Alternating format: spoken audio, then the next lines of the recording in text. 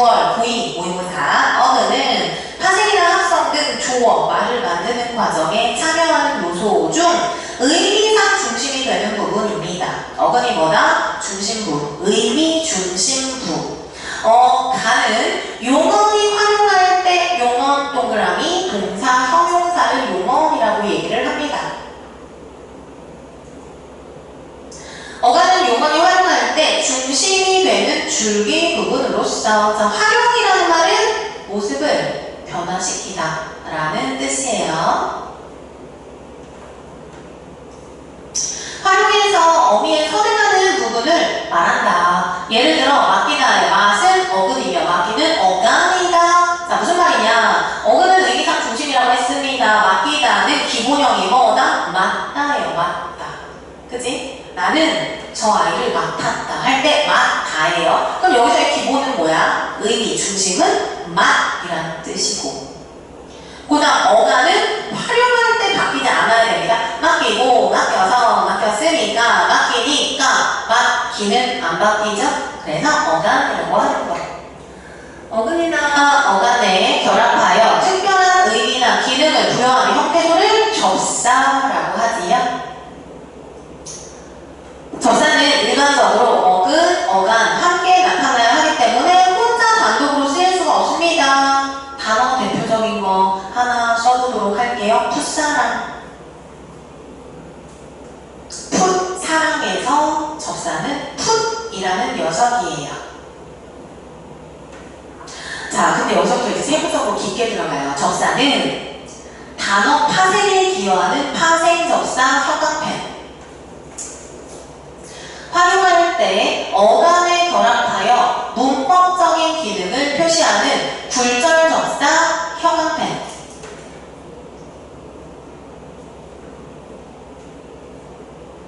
네.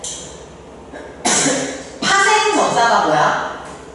파생 접사는 단어를 만드는 거. 굴절 접사는 어간에 결합하는 거. 단어를 만든다기보다도 문법적인 걸 나타내주는 거. 그래서 지금 여기서는 접사를 세부적으로 두 개 소개해주는 거예요. 그죠? 그래서 여기에서 나오는 접사 두 종류가 있대요. 하나는 파생 접사, 하나는 굴절 접사. 파생 접사는 단어를 만들어주는 거. 굴절 접사는 그냥 문법적인 것만 나타내주고, 그 다음 어근의 앞에 위치한 접두사는 굴절 접사가 없습니다. 모두 파생 접사라고 해요. 자, 그럼 뭐야? 접두사 이고르 파생 접사. 정의사는 굴절 접사와 파생 접사가 모두 존재해. 자, 그렇다면 굴절 접사가 뭐냐? 어미. 자, 그럼 여기서 복습. 풋사랑의 풋은 접두사예요. 그죠? 그럼 풋은 파생 접사야, 굴절 접사야? 파생 접사가 되는 거죠. 됐죠? 자, 그 다음 굴절 접사는 흔히 어미라고 한다. 됐죠? 뒤에 붙는 거 어미.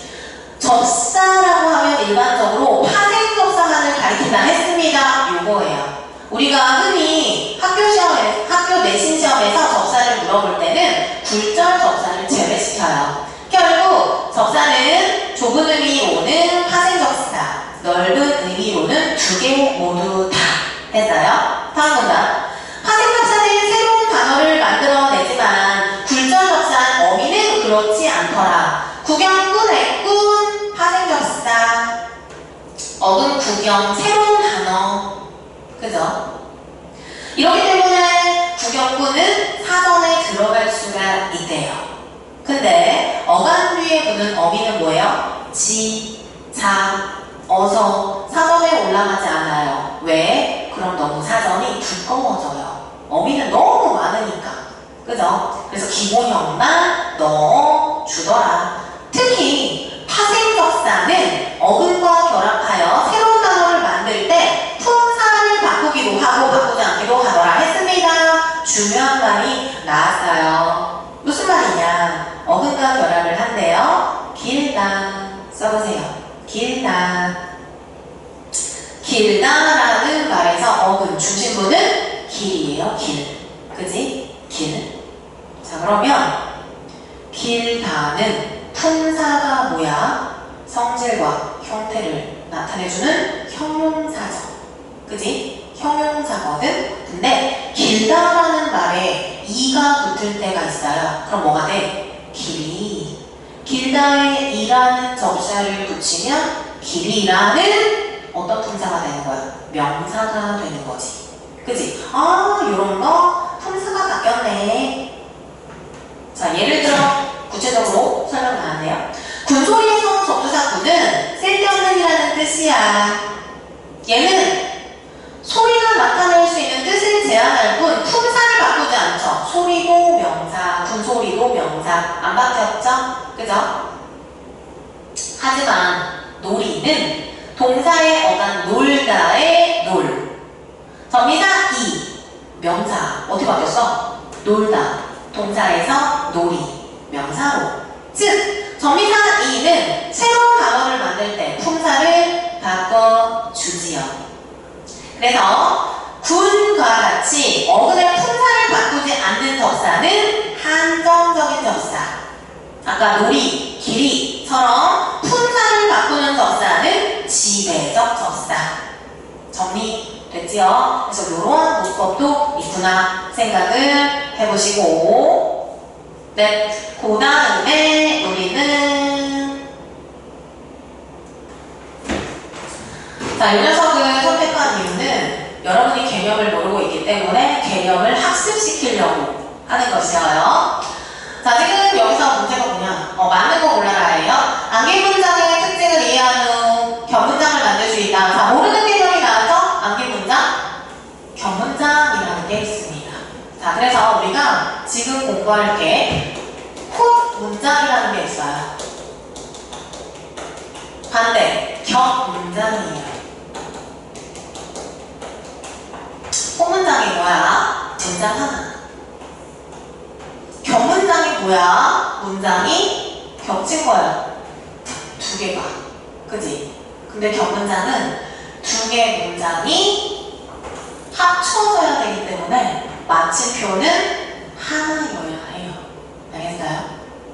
격문장은 두 개의 문장이 합쳐진 거고 혼문장은 하나 문장이에요. 그럼 문장이 하나고 문장이 두 개라는 것의 기준은 무엇이냐? 주어와 서술어예요. 주어, 서술어, 하나면 호.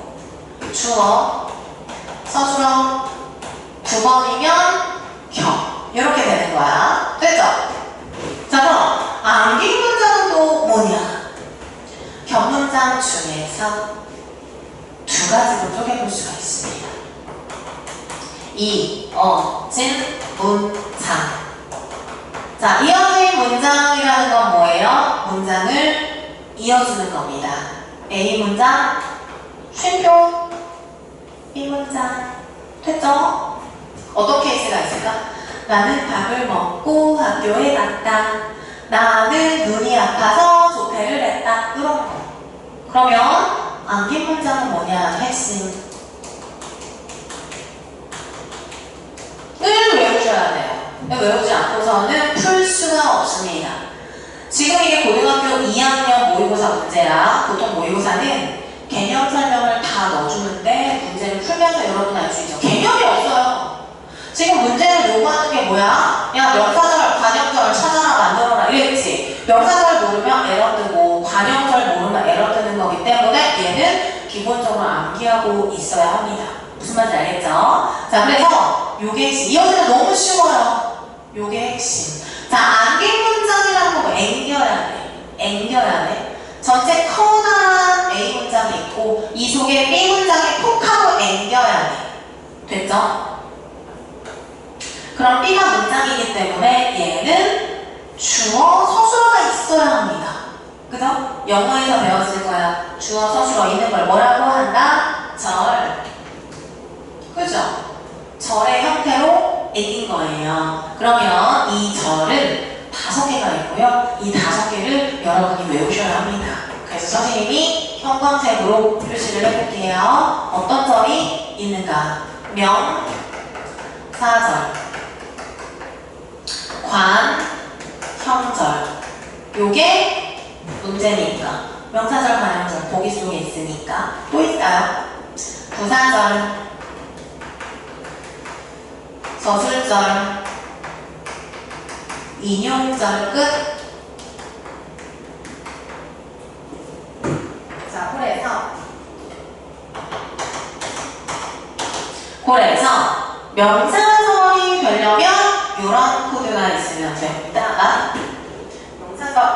명사절이 되려면 미음, 기, 건 이딴 식으로 끝나면 명사절이에요. 관형절이 되려면 니은, 리을 이런 식으로 끝나면 됩니다. 부사절이 되려면 이, 개, 도로 이런 말로 끝나면 됩니다. 서술절이 되려면 공식이 있어요. 주어, 서술어 요래야 해요. 인용절이 되려면 따옴표가 있는 직접 인용이 있고요. 따옴표가 없는 간접 인용 두 가지로 쪼개지게 됩니다. 그래서 직접 인용 따옴표가 있으면 2개짜리 조사가 나오고 따옴표가 없을 경우에 1개짜리 조사를 써주면 돼요. 어떤 케이스? 엄마는 나에게 말했다. A 문장. 그럼 B 문장 따옴표요. 엄마는 나에게 편의점에서 콩나물 2,000원어치만 사와라. 따옴표. 받고 라고 말했다. 요건 인용절이에요. 알겠죠? 네. 혹은 엄마는 나에게 말했다. 간접인용 따옴표 없을 때 엄마는 나에게 편의점에 가서 콩나물을 사오라 고 말했다.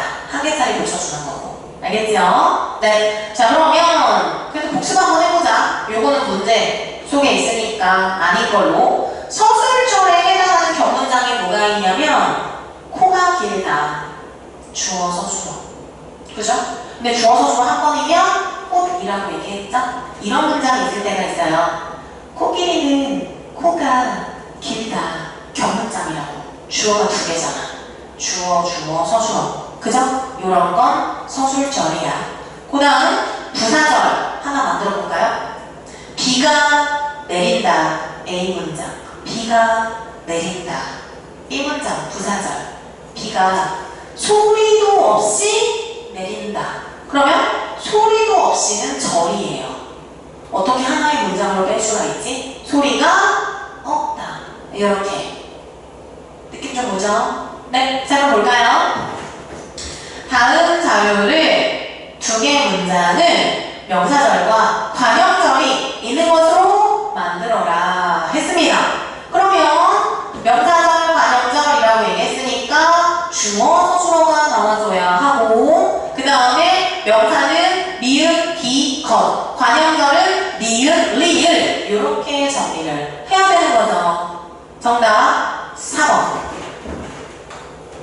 왜 그런가 볼까요? 전체 서술어 A 문장인 거야. 그지? A 문장인 거야. A 문장의 서술어는 마침표. 여기 오는 서술어니까. 그죠? 기다린다 해당하는 주어 뭡니까? 꽃이 기다린다예요? 기다린다의 주어가 뭐예요? 나. 그치? 얘 의자 또는 나예요. 나를 기다린다 요거야. 그치? 그러면 나머지 가지고 보는 겁니다. 그치? 나머지 가지고 보는 거예요. 명사절과 관형절이 있다라는 것은 문장이 몇 개란 소리야? 명사절 1개, 주어, 서술어. 관형절, 주어, 서술어 1개. 전체 1개. 토탈 3개의 문장이 합쳐진 거예요. 알겠어요? 자, 그러면 전체 서술어 기다린다의 주어는 나는이야. 그치? 자, 그럼 이제 우리 찾아볼 거야.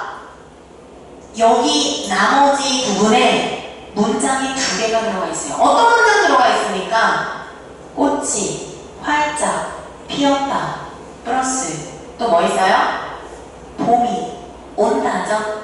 그죠? 그럼 봐봐. 봄이 온다. 주어, 서술어. 서술어 자리에 끝에 뭘로 끝났어? 기. 무슨 절? 명사절. 그 다음 꽃이 활짝 피었다. 여기 서술어. 피었다. 뭘로 끝났어? 니은. 그럼 얘는 무슨 절? 관형절. 4번. 됐어요? 네. 자, 그래서 이렇게 문법 끝났고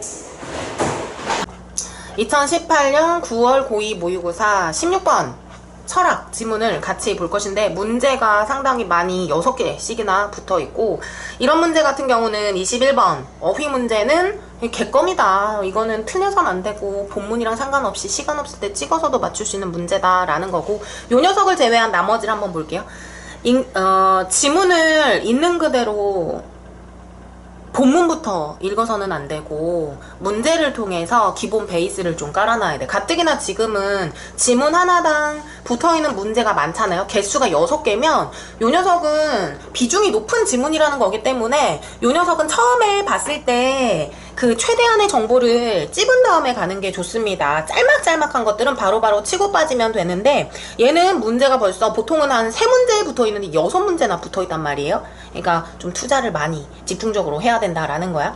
16번 윗글에 논지, 전개, 방식이라고 얘기했습니다. 그러니까 본문 보기 전에 문제를 먼저 한번 쫙 빠르게 훑는 거야. 그러면 일단 1번 다 읽지도 마. 1번은 상반된 주장, 제시. 2번 특정, 이론, 비판. 3번 특정, 이론, 견해, 부당함. 4번 견해 제시, 반박. 5번 역사적인 평가 뭐 요정도. 그래서 뭐 어떤 흐름일까? 이거는 초반에 좀 읽어봐야 느낌이 오니까 그냥 대충 이런 거 있구나 하고 그냥 빨리 넘어가세요.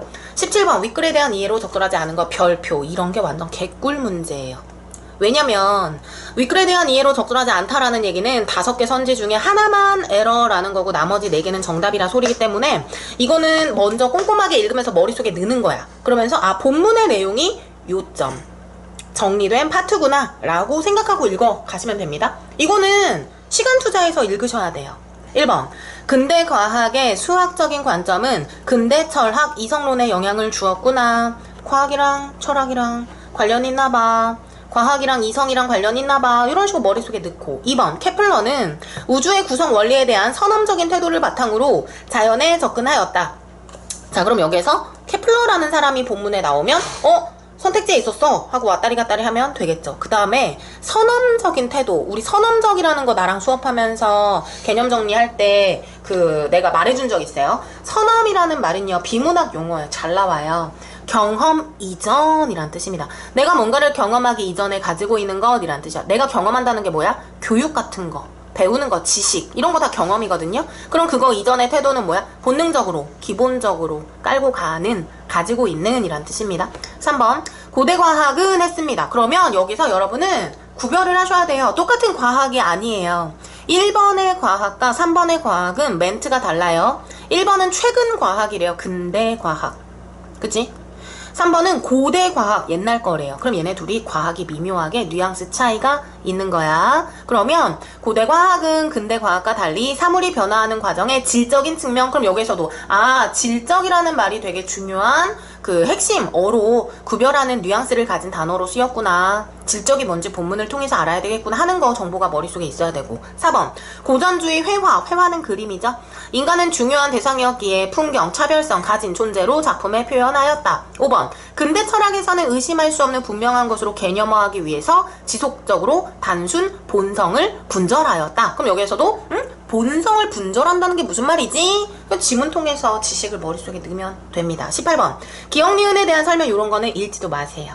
콕콕콕 집어줬고 본문을 알아야 풀 수 있기 때문에 이런 건 나중에 보는 문제. 19번 윗글을 참고하여 보기에 대한 이해 맞는 것을 골라라 라고 얘기를 했습니다. 그럼 이것도 뭐예요? 윗글을 참고해야 풀 수 있는 문제이기 때문에 패스. 20번 윗글을 바탕으로 보기 감상 마찬가지.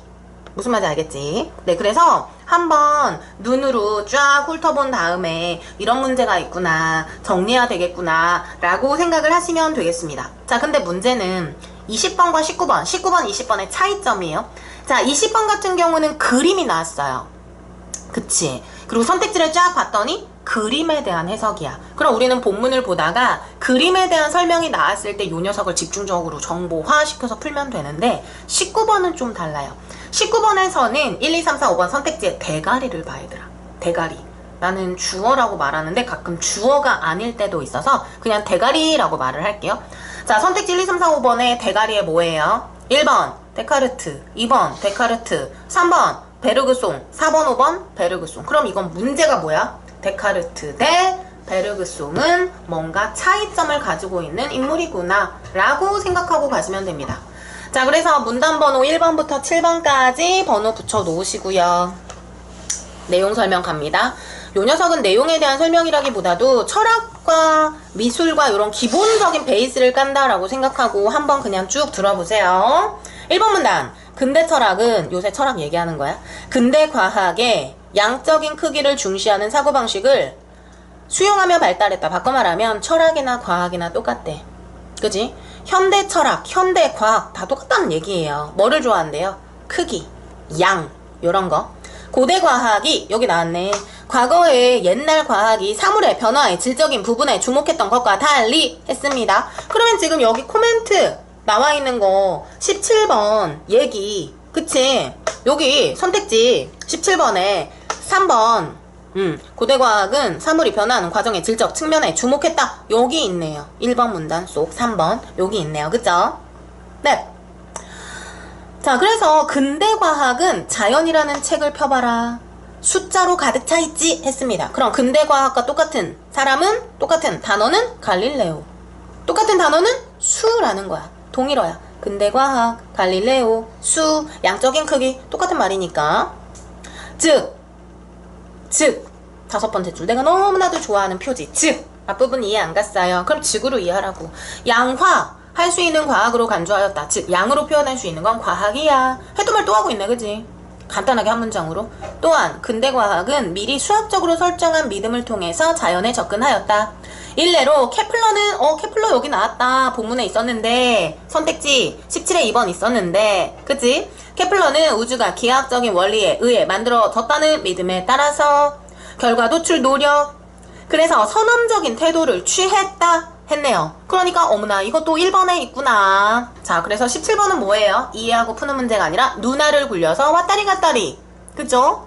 그러니까 이해하는 게 아니라 본문에서 눈알 굴려서 찾는 거기 때문에 17번 문제 틀리면 너무 아깝다라는 얘기야. 됐습니다. 이런 태도는 근대 철학의 이성론에 많은 영향을 주었다 했어요. 그럼 1번의 핵심은 뭐예요? 과학 얘기를 하고 있는데, 그치? 이 과학이 뭐에 영향을 줬대? 철학에도 영향을 줬다라고 했습니다. 자, 그러면 근대 철학이라고 얘기를 했어요. 근대 철학의 이성론이라고 얘기했으니까 철학 중에서도 이성을 어떻게 바라보는가 하는 게 있나 보다. 자, 그 다음 2번 문단의 첫 번째 줄 데카르트 네모, 3번 문단의 첫 번째 줄 베르그송 네모. 그지? 자, 그 다음 4번 문단의 첫 번째 줄 네모 안 칠게요. 베르그송. 5번 문단 베르그송. 끝. 그지? 자, 그러면 지금 여기서 글의 구조가 어떻게 되는 거야? 1번은 과학 얘기했고, 그지? 2번은 철학 얘기하는 거죠. 데카르트, 베르그송 다 철학자니까 철학자에 대한 얘기가 나왔지. 근데 비중이 어때요? 베르그송이 더 크지. 데카르트는 한 문단인데 베르그송은 3, 4, 5 세 개 문단으로 되어 있죠. 그럼 베르그송이 데카르트를 능가하는 플러스 인물이란 뜻이에요. 상식적으로. 자, 그래서 지금 철학 얘기를 해주고 있습니다. 가볼게요.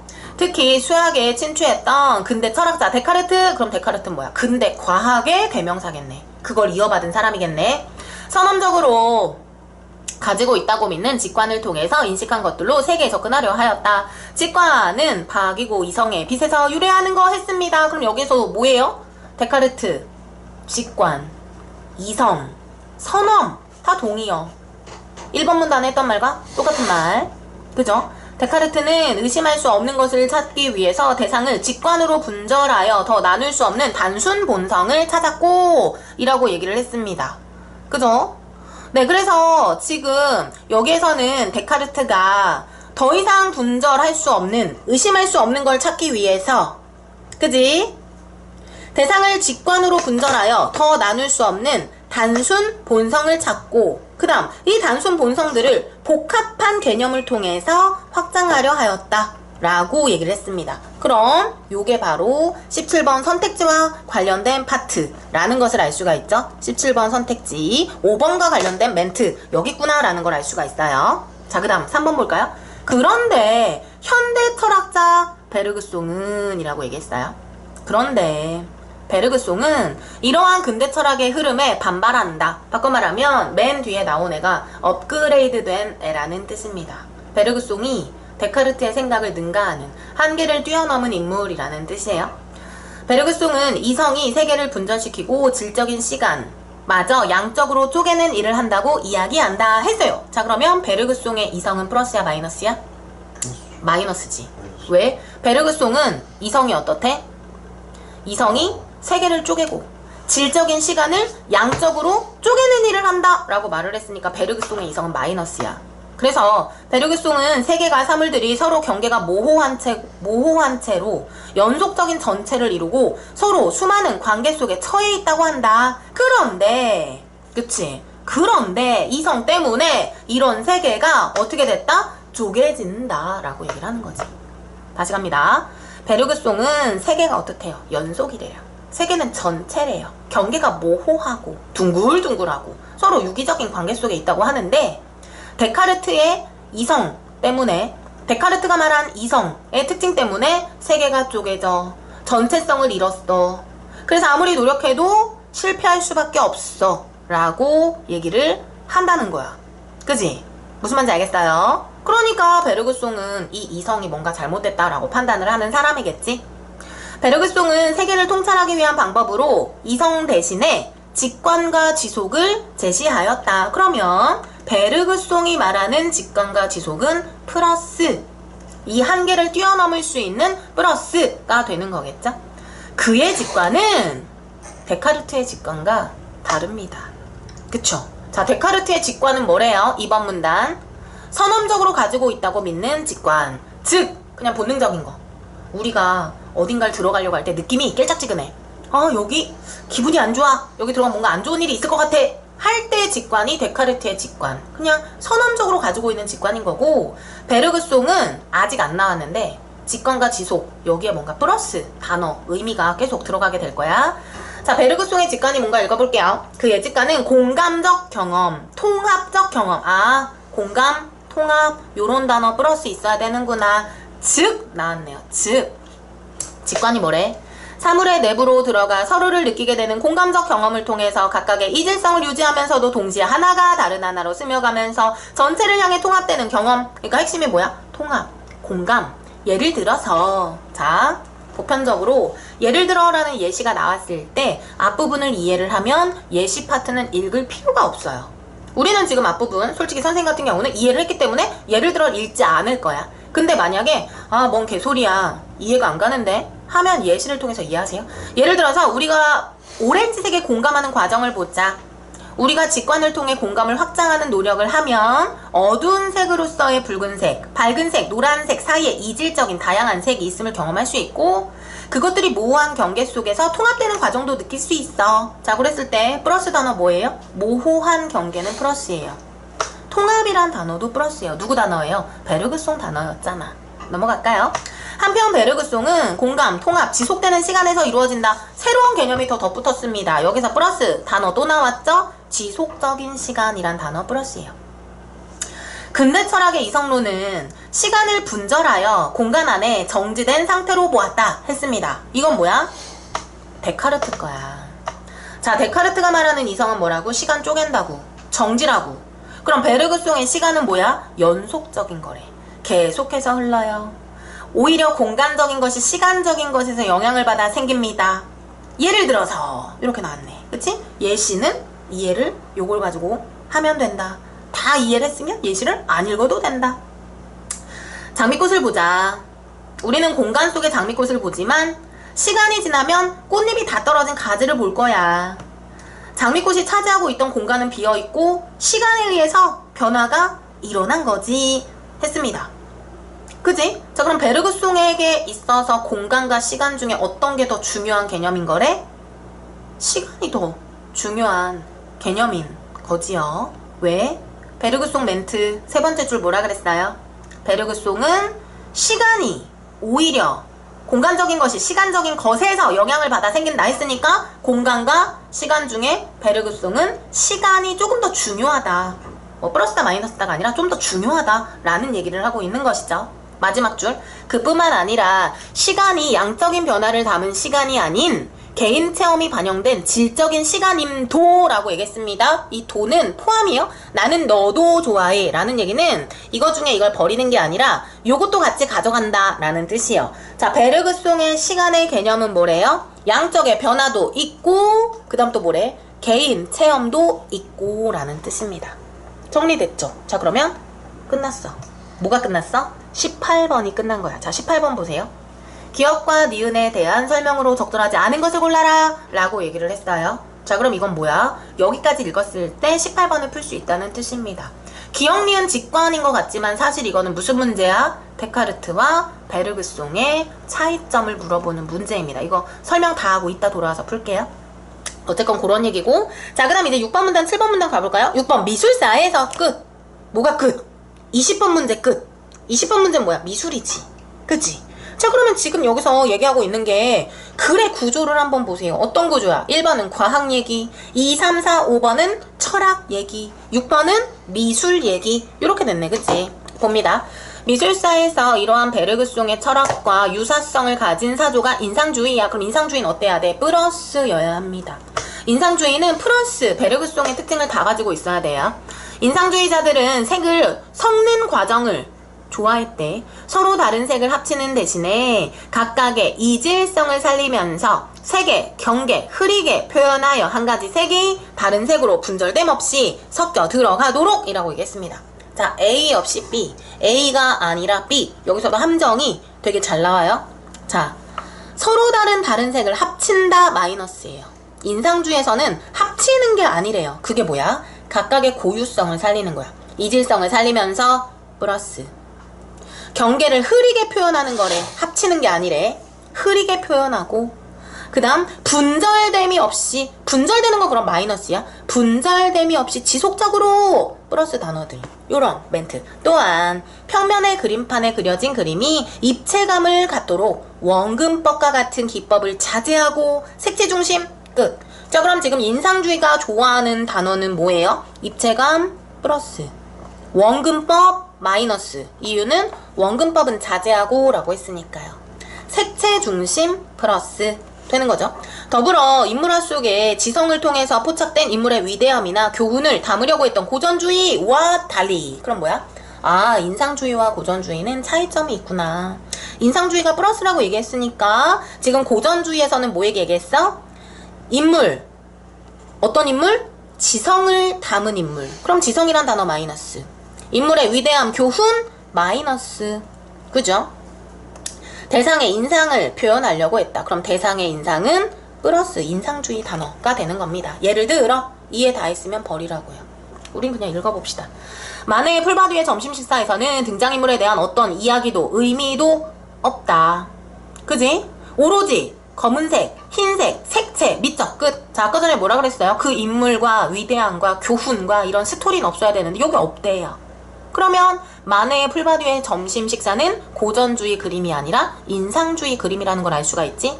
그 다음 또 여기서 무슨 얘기를 하고 있어요? 색채라는 말을 했으니까 아, 인상주의구나.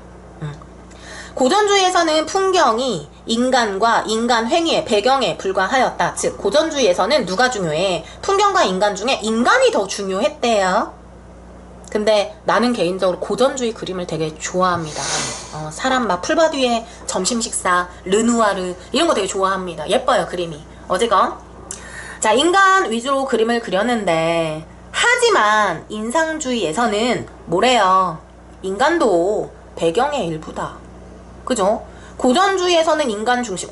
비슷한데 뭐가 비슷해? 데카르트가 중요하게 생각한 근대 철학은 뭐가 중요했대? 이성이 중요했다.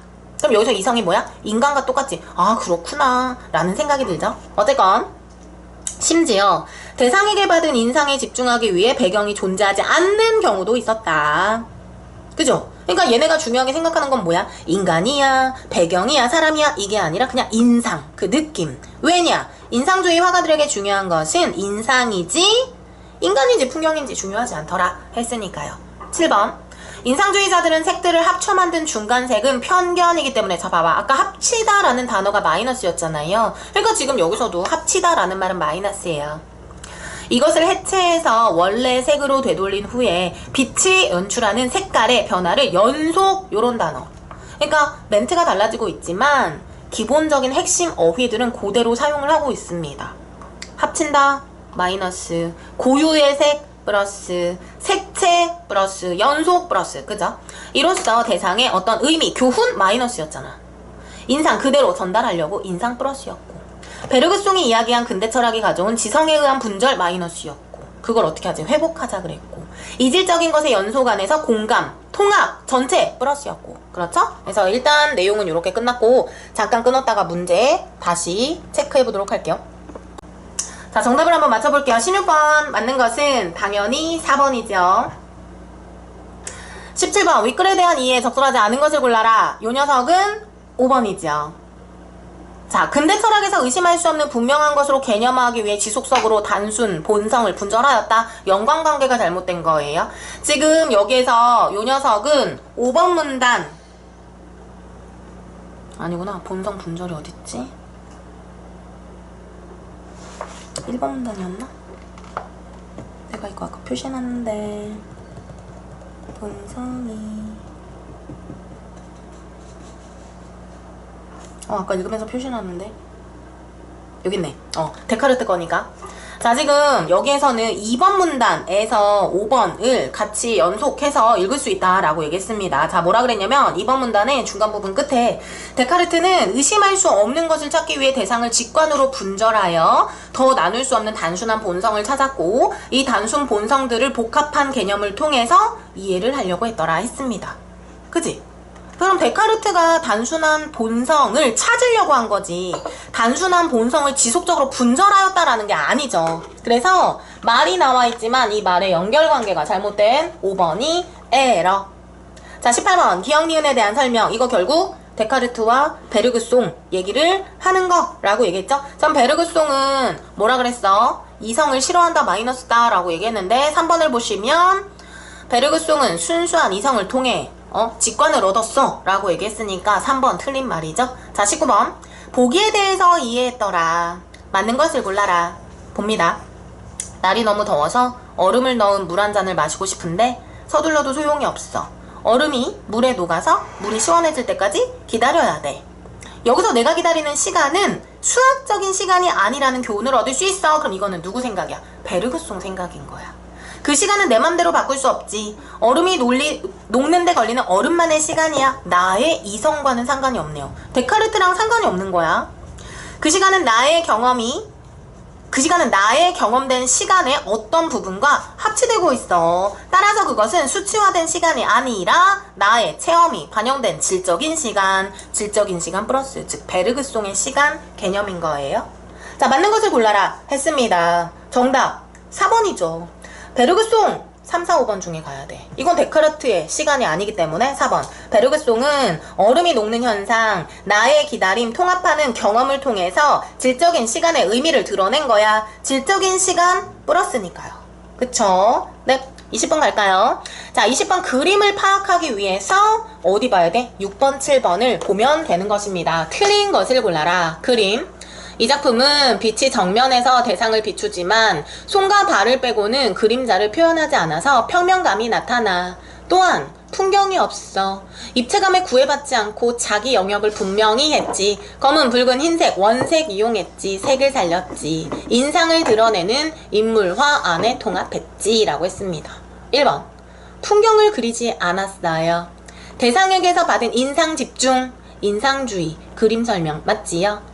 최소한의 그림, 작품 표현, 입체감 구애받지 않기 위한 거, 이것도 인상주의 관련된 해석 맞죠? 색들을 합친 중간색을 사용하지 않았어. 각각의 색의 고유성 표현하려고 맞지요?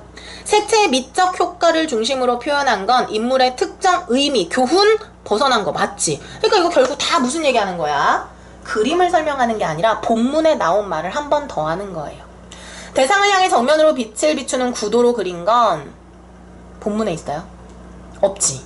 본문에서 지금 여기서 그림에 대한 얘기를 하면서 이런 코멘트가 없단 말이야. 색들이 감상자 눈에 섞이지 않고 물론 이질적으로 독립 이런 말은 좋긴 하지만 대상을 향해 정면 빛을 비추는 구도, 굳이 본문 속에서 하지 않은 말을 정답으로 체크할 필요가 없습니다. 20번의 정답은 5번, 21번에는 4번이에요.